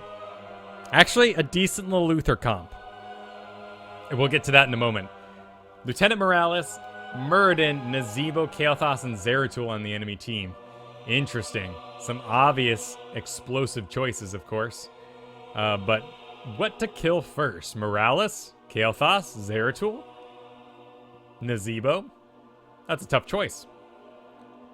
Honestly, I'd like to see the Zeratul or the Morales die first, but Zeratul's going to port in, port out, and whatnot, do his stealthy biz. So we probably will have a hard time getting a hold of him. Possibly we can get a stun off on him. Want to get down that Morales, want to get down that Kael'thas, particularly when he's level 13. So a tough choice. So that means that going into this game, my first thought is, who am I going to kill first? Who is, on the enemy team, the worst player? The weakest link? Let's investigate. Let's find him and hunt him down. Because we don't know right now. It's not an obvious choice. As Uther here, we have a couple things that are making life easier for us. We've got a Rainer who has a self-heal. So that'll be great. We don't really have to babysit the Rainer too much.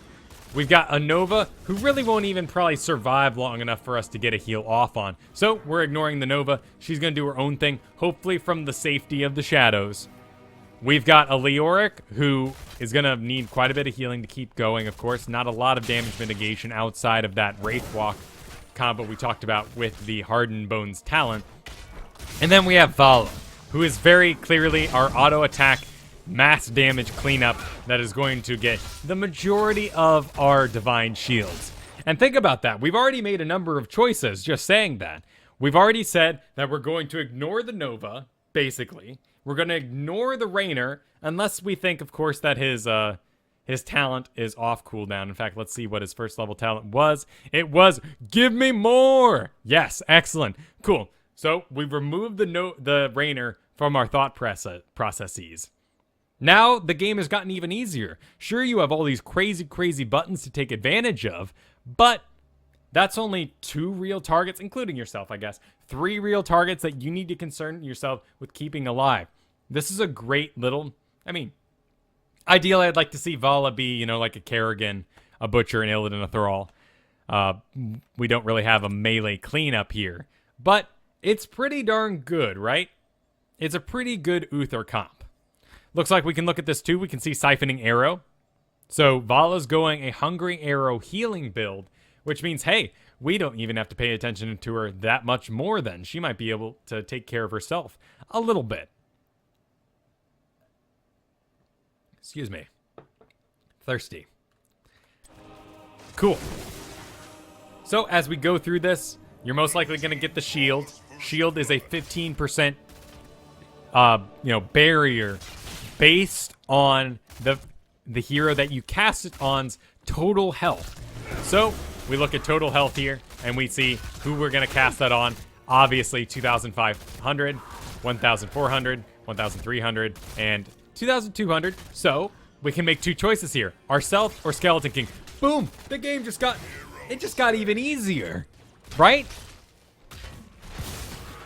Like, we can, with this comp, I can make so many decisions that are constantly making Uther easier to play, despite the sort of hard, complex multi-button label that he's been given. Make these choices, make Uther less chaotic on yourself. Here comes Nova. Oh, nice job, Nova. Excellent. Love it. Skeleton King wants to get the objective. Great, good job. Murden's gonna leap, of course, but hey, he gets cleaned up. Nice laser. Or Holy Radiance. I like calling it a laser. That's because I have the Medic Uther skin. Medic in the background here. Gonna get connected. Not gonna do too much. Zeratul wailing on our Nova. Probably, in time we can shoot at Nova a heal, but she's not our biggest concern right now. She can always wander off into the shadows, cloak up, and rejoin, even with low health. Bit of damage coming in on the Skeleton King, though. Looks like he went with those hardened bones. Great job for him. Skeleton King engaging the stealthy. Good. Looks like he's going to go down. A nice heal on him, but he does end up falling there. Maybe that would have been a situation where we go, well, Skeleton King's dead. It's a bit of a... It's a tough choice. Do we say there, Skeleton King, you're dead? My heal's going to go to the Vala because I know she's going to be taking more damage and she is more essential to keep alive because Skeleton King, when you die, you're just going to come right back. So another little choice. Basically, as I'm talking through this, what we're discovering is all of our heals should basically go on Vala. Vala is our powerhouse. Her spec says otherwise. I disagree with her going a Hungering Arrow build for health. A Hungering Arrow build for damage, I mean, you got to do Puncturing Arrow. So, and then the Vault, refreshes your Hungering Arrow so that you can do more Hungering Arrow. You're very bursty. You're kind of making up for that lack of a Kael'thas sort of role in this group. Then Nova kind of becomes the primary cleanup. It gets a little dirty. Because we're missing that Kerrigan, Butcher, Illidan, Thrall kind of role, Vala should have gone all auto attacks all the time, been our cleanup, and then we could just put all of our Uther attention right on top of her.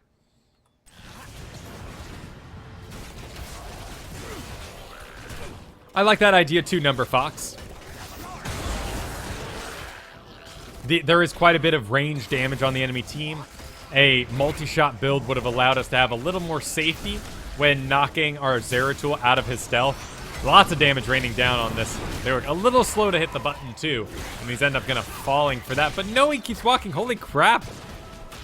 Jeez, probably 20 health or so there when it popped. Nova walking around the back. Great position for her though. Maybe we can blow up the Zeratul. Excellent job. Still got plenty of time. No need to panic.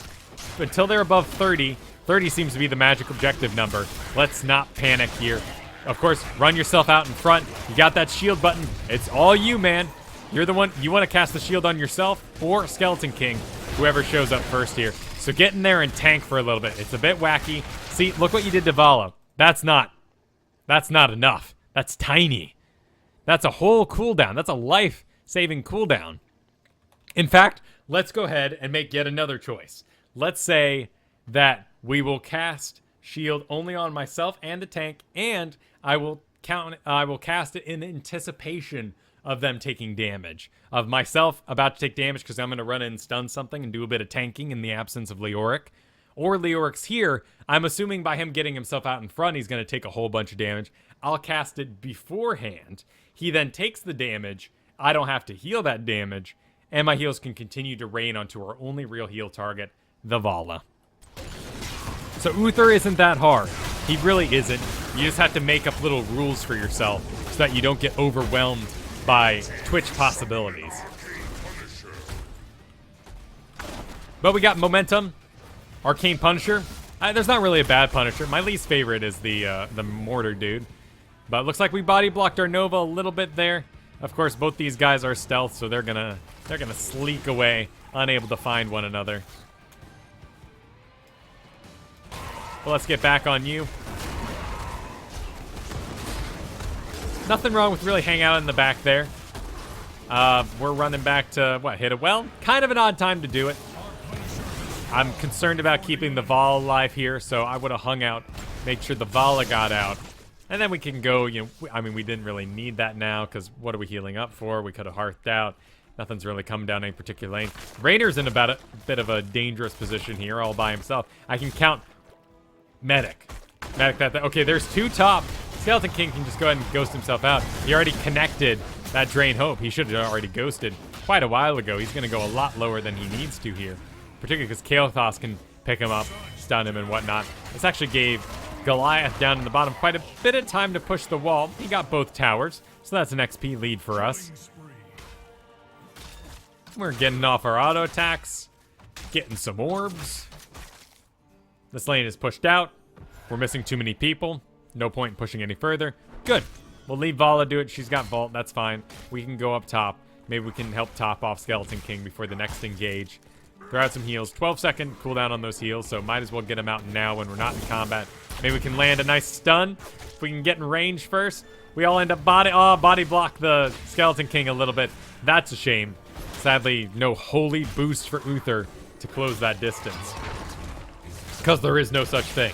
Don't go looking that up. I just made it up. Babber, making his way downtown, walking fast in the moonlight.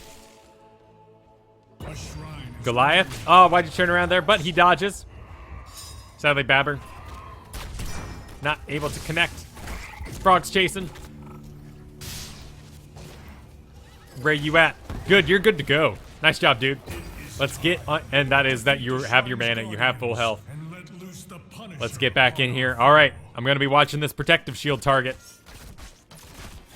Let's go ahead and top off that Skeleton King. 12-second cooldown. Use it now.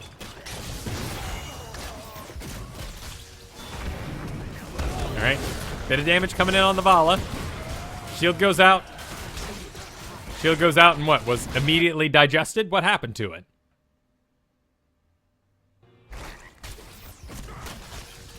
Exactly my point, number Fox, yes. So, where was the shield again? Sorry, I looked at number Fox there. Alright. We're engaging. Rainer, taking quite a bit of damage. Everything missing. There we go. Still on cooldown. Still on cooldown. And it's out. Where'd it go? Oh, it went on the Leoric. Excellent. Good. Good. That means we can really focus our heals in on the Vala. Sadly, she dodges, but the main heal lands. We get trapped. Bummer. Could have grabbed that Nazebo. Just a bit of positional mistake. Nova's still going strong, though. Still has all that health. Rainer's down. He'll rejoin us soon. Let's get another heal out on that Vala. Sadly, probably her Volt. Maybe a misclicked. Lost a little track of her. Nova running around the back. With no one else, though, Nova becomes your primary heal target. She goes down. Real shame. We're starting to lose that level advantage we have. Skeleton King, another burst of damage, though. Throw him out of heal. Good job. And here we go. Goliath coming back in. Good of him to wait. We need to regroup. We got Vala in 1 second. So let's wait for her as well. Might as well. They're still not above that 30. Now they're at 30. We can start to get a little panicky. We need to get Skeleton King in there. Good. He arrives. As we get over 35, we need to start thinking about escaping, though. It's getting a little too dangerous. Here comes that Punisher. Very dangerous situation. It's a frozen Punisher, my least favorite to deal with. My favorite to have on my team. We got some good auto attack damage, though. Vala sticks around, becomes the first one to target. Leoric should have zoned out for her, taking that damage, but let's get out of here. All right, here comes our level 10. We have a slight advantage for a couple of seconds here. So let's see if we can't. Okay, there's the 10. And what's our field look like? Our field looks like we want to kill the Punisher, and everything else is too afraid to go in there because we're level 10. Cool. Fine by me. Let's keep an eye on that Vala. Good chance to do some cleanup here. Hyperion's going to chase him out, sadly. I disagree with the casting just because it destroys any sort of snags we had a chance of getting, though. Nova, nice job. Hungering Arrow goes and cleans up. Excellent. Let's take this camp. I like you, Lyric. Nice job. Well, that's a good pointless fight. Enemy has 10s. I'm going to pull back for now. Victorious. Slay this hero. All right. Getting in position. Got some mana back. Good. Nova, wandering around doing her Nova business. Vala doing some Vala business. This is a nice little thing in the bottom. I can count 2 at the moment. So pretty risky, particularly for Goliath. He doesn't seem to be twitchy enough maybe to handle this. But looks like he's got his give me more. Just went off. Here comes Skeleton King. Getting a nice heal off there. They're going to be able to chase him off. Still missing a lot of people. Zeratul, luckily for us, very top. And Nova ends up cleaning up. Bit of a wasted ult there. I'm sure Nova could have cleaned it up just fine. But whatever. Sadly, that death of 18 seconds won't carry us through the entire next objective. So it is a bit of a wasted ult. On the other team, though, we do have Pyroblast. Okay. Pyroblast, a very poor choice against Divine Shield. Realize this about the team you're with. Go ahead and might as well. He's alright, but again, you know, just acknowledge that the Pyroblast is on the enemy team and your Divine Shield now has a completely different use. Originally, we were going to use it to counter any damage coming in on the Vala when she's still above half health, ideally, so her Hungering Arrows can help heal her up to full so that we can really get those kills for the safety of a Vala, completing it, and living towards the end. But now we're going to be using it to counter any Pyroblasts that end up coming in on our friends. We also need to watch out for a Ravenous Spirit. Might be able to save some lives there. And other than that, that's our main concerns as Uther. When Stimpack, though, Stimpack basically going to land on the Zeratul. Can't really think of a decent target there. Now, of course, Avatar increases the overall health of a Muradin, which means he is now Drain Hope target number 1. Anything that increases health increases the damage and the healing. Well, the damage, not the healing. The healing is based on your own personal health as Skeleton King, but increases the damage that you do to the enemy team. So I want to see Lyric here immediately start targeting this Muradin. Now, I got a little distracted there in my own thought because we have a Vala using Strafe, and it looks like we're about to have some wind-ups. We got a pushback that can ruin it. We got ourselves the wind-up. Actually, I guess pushback doesn't ruin that anymore, does it? I'm thinking pretty moldy oldie. But the stun, the Stormbolt, certainly will. So here's another decent chance to cast out that Divine Shield. Not sure where Zeratul was off to, but it ended up working out for us. Here comes a Pyroblast, though. Don't really matter, none. Another situation to cast that Divine Shield. It's not ideal, but it gives you the chance to heal her up to full. You've got a very sheepish Vala right now that could be casting some aggressive Hungering Arrows and getting that health back. She has all of her cooldowns. Maybe she just doesn't understand her own spec and what she can do with it. Or maybe she's waiting for the Divine Shields to give her the safety to complete those sort of maneuvers.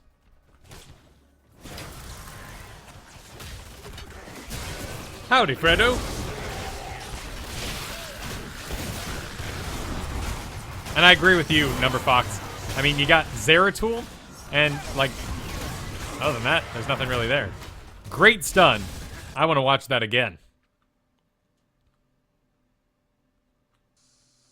I want to watch this all again. Waiting in the bushes. Again, Skeleton King, never really be in the bushes. Your primary target, number 1. You're not really going to gank anything all by yourself. We're holding on to that stun, which lucky we did. So we could come around and stop the Nazeebo. Very brave of you, man. There we go. We got our protective shield. Skeleton King's pretty far out, so I'd be looking to put it on him. He's farming the lane. Not really sure why, but he's back now. Incoming Nova. With a Nova, Skeleton King, everyone's here. Let's go ahead and get aggressive. Maybe use that shield out on ourselves there. Good save on the Rainer. I mean, it's good to have priority targets, but that was a great Twitch usage. Ball is still growing strong. We're running really low on mana, though. So good time to be reserved. All things on cooldown. Got a Shrink Ray. Nice stun. But sadly, Fireball coming in on Nova. And there's a Mortar Punisher for us. That was easy. We'll definitely clean up this fort. 3 dead on the enemy team. Very commanding little moment here. Shrink Ray, also another thing we can decide ahead of time what we want to use it on. And we can look at, you know, the paper sort of information here. That is that we have the Nazebo, the Kael'thas, the Zeratul. All great people, might be doing great damage. Unsure just from, you know, looking at these stats, or these characters, who I would use the Shrink Ray on. But we can hit the tab, and we can see top damage, Nazebo actually, followed by the Kael'thas. So either one's a good Shrink Ray. Ideally, we land that Shrink Ray. Oh, I guess they changed that, didn't they? It used to be that you could Shrink Ray mid, or is it? I'd have to look that up. I think it's based now that when a character channels a spell, they have the original power of that spell. So, and maybe chat room, maybe you can help me out with this. I think I'm right here. But using a Shrink Ray on a Nazebo who's already cast Ravenous Spirit would not decrease the damage of the spirit that has already been cast. In this way, Shrink Ray probably best used on our buddy Zeratul here, particularly as we try to make an escape. Remember, too, that Benediction has no cooldown. As long as it's popped, it is ready to go. Don't feel like you have to hold on to it in the back. Cast it before the fight breaks out. You know, ideally, you wanna free yourself of that habit. But right now, if you're feeling a little overwhelmed by the buttons, casting it ahead of time could mean the difference of you actually using it and you not. Sadly, you fall down there. Sadly, it's way too much damage coming off that Ravenous Spirit. And Goliath here is running away too quickly for your heals to actually be used by him. Didn't quite understand how Uther worked there. A bit of a bummer. Luckily, Hyperion cleans up.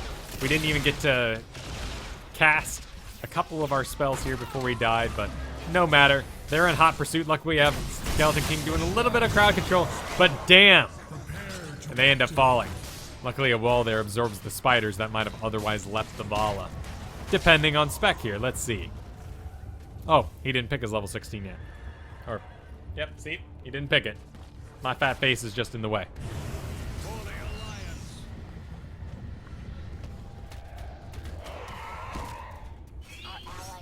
That'd be interesting, Number Fox. I like that idea.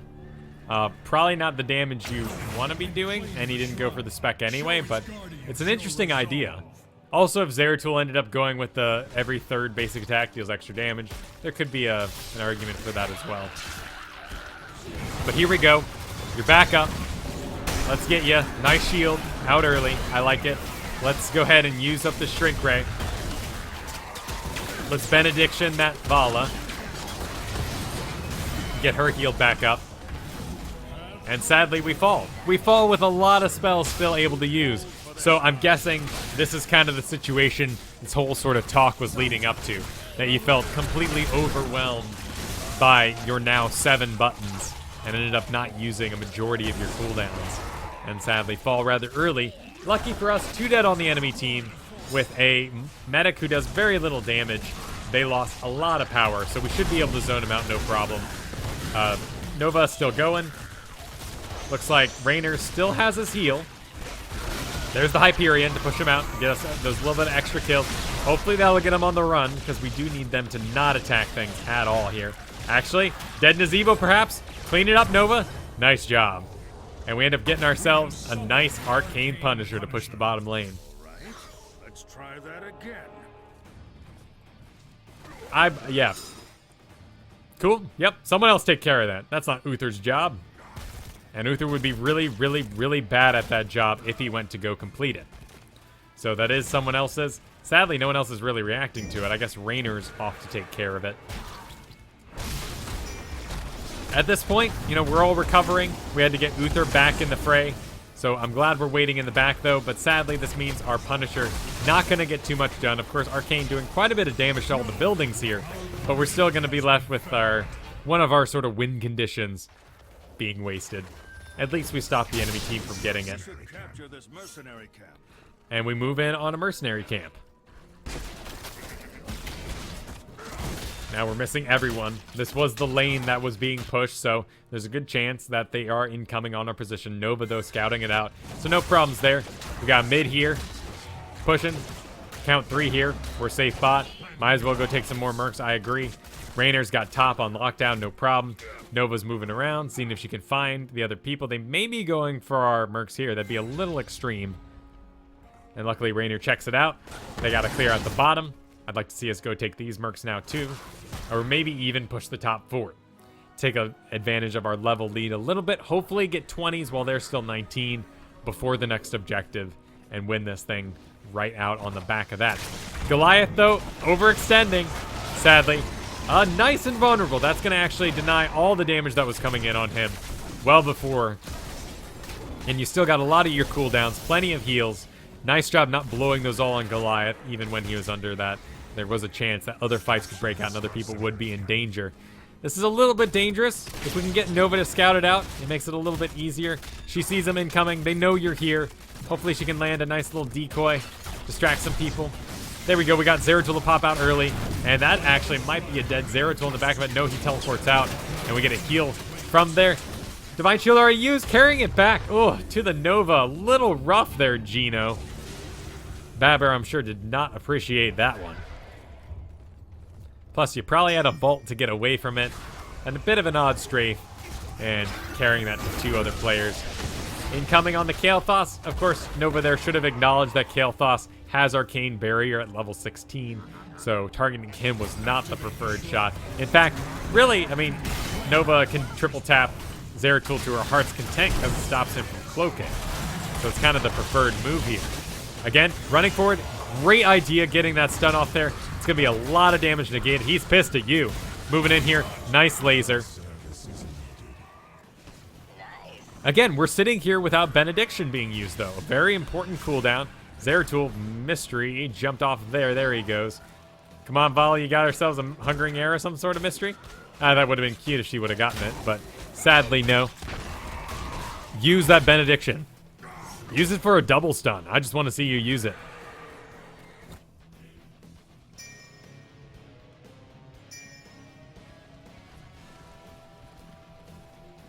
Alright, we make our move. Level 20 is under our belt. Of course, redemption for Uther. Glad to see it. Excellent spec ban. Still, Psych can be useful, particularly with the Zeratul in it, so that's my one adaptation I would have made. Wave of Light, though, does actually, you know, negate a lot of the mana you might spend otherwise, so I like it. It's good, particularly if you're having mana trouble, so...